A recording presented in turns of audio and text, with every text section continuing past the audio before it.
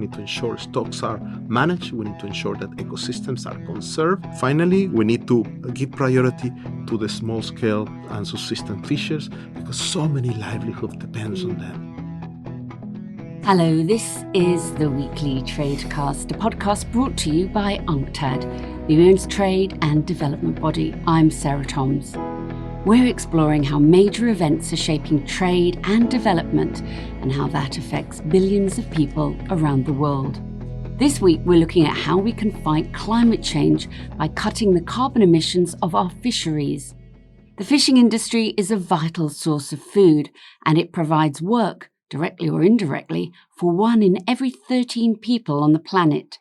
But there's a deep downside for the environment from the emissions spewed out by the sector's ships and processing plants. One recent study shows that bottom trawling, a common fishing practice, emits as much carbon dioxide every year as airplanes. To stay in line with global climate goals, how can we make our fisheries greener while also keeping people in their jobs? Well, joining me now to find out what needs to be done is David Vivas, a legal officer at UNCTAD working in trade, environment, climate change and sustainable development. As part of his commitment to protecting the environment, David has converted his home to solar energy. Well, welcome back, David. Tell me in a bit more detail, why is it so important that fishing gets greener, and how far along is the industry in meeting these global climate goals? Good morning, Farah. It's always a pleasure to be here.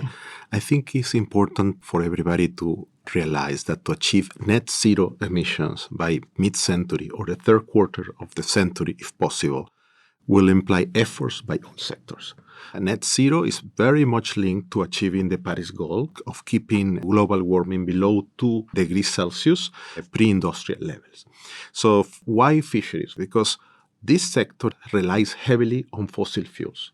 All motorized fishing vessels in the world use marine diesel and fossil fuels. The only ones that do not use fossil fuels are mainly sailboats that of very small scale and subsisting fisheries. We have identified a range of emissions going from 0.1 to 0.5 of global emissions. That equals to 4% of the emissions by the food sector.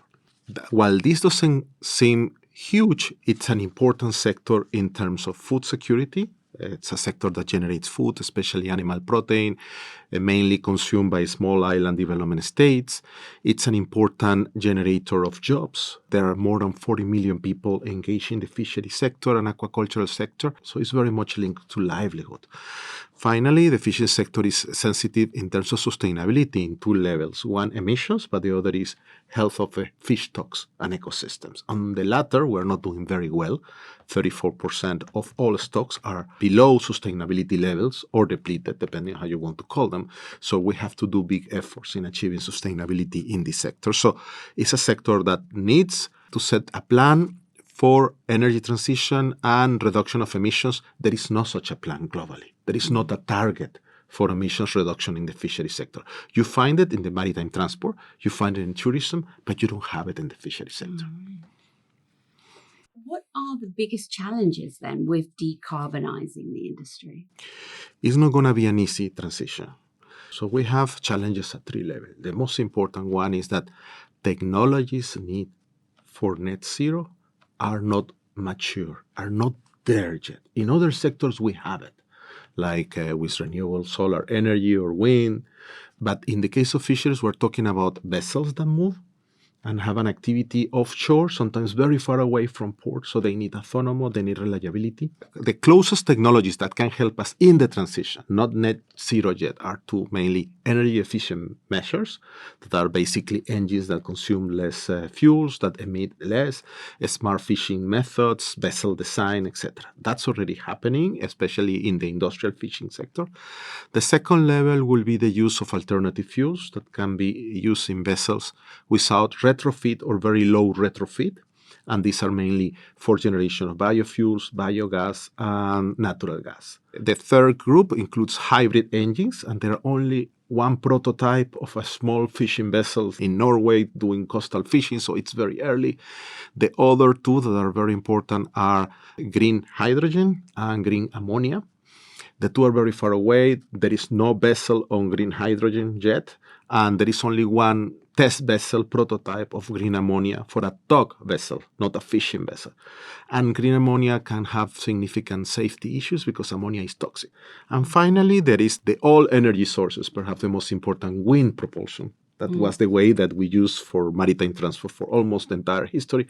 There are advances in tourism sailing, big boats of about 150 people that can do cruise, but not yet on fisheries. You have millions of boats using sails, but these are mainly a small scale and subsistence fisheries, and this is linked usually to technology poverty. So we need to also invest in a smart and new form of wind propulsion and sailing that could help us also to enable change for small scale fisheries. Now, in financial terms, this implies capital, and there is also an issue of a business model in capital goods substitution in fisheries. Basically, you don't change a fishing vessel in a year. You do it after 20, 30, 40 years.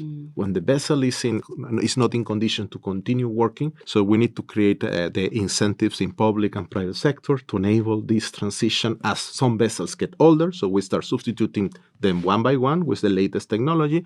And at the same time, you need to build infrastructure at port for the new fuels and the alternative fuels. Is this actually a developed country problem with the huge trawlers doing most of the polluting? Or are there also consequences for developing countries too?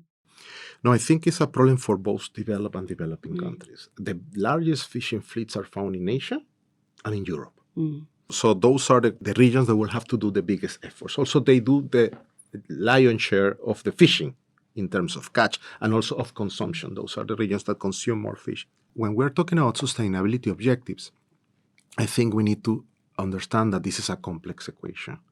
One element is to reduce emissions. The other two are the sustainability of stocks.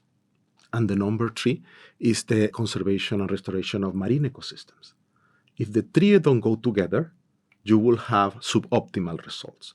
Now, sometimes by achieving one, you don't necessarily support the others. One of the areas where we have obtained better results in reducing emissions has been through energy efficiency measures. This means in practice that you may substitute, let's say, 10 boats for one big one. So you go even further into industrialization, but at the same time, with the bigger boat and energy efficient measures, you have lower emissions per catch. And at the same time, you displace the small-scale fishers. Also, many of these vessels, if they do not increase capacity, could be within the limits where we have, but if they increase capacity, we are undermining the other sustainability objectives. So when setting targets for reducing emissions and for energy transition in the fishery sector, we cannot forget the environmental sustainability objectives in stocks and in marine ecosystems. As you've been telling me, David, it's not a straightforward transition, but what kind of system needs to be in place to ensure that it's actually happening? First, we need to devise a global strategy for the decarbonization of the sector. This is a global sustainability problem. Second, we need to develop national energy efficiency and transition plans so countries can do the best they can at the national level to comply with these targets.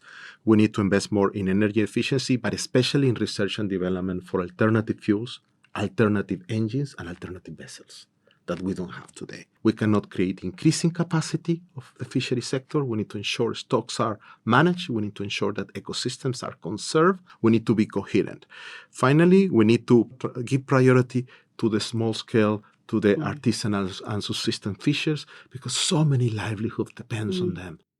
Thank you very much for that, David. That was UNCTAD's David Vivas, who was this week's guest. Tune in to the weekly Tradecast next week and every week for more insights on the most pressing issues around the world of trade and development. There's even more on our website, unctad.org. I'm Sarah Thomas in Geneva. Goodbye for now.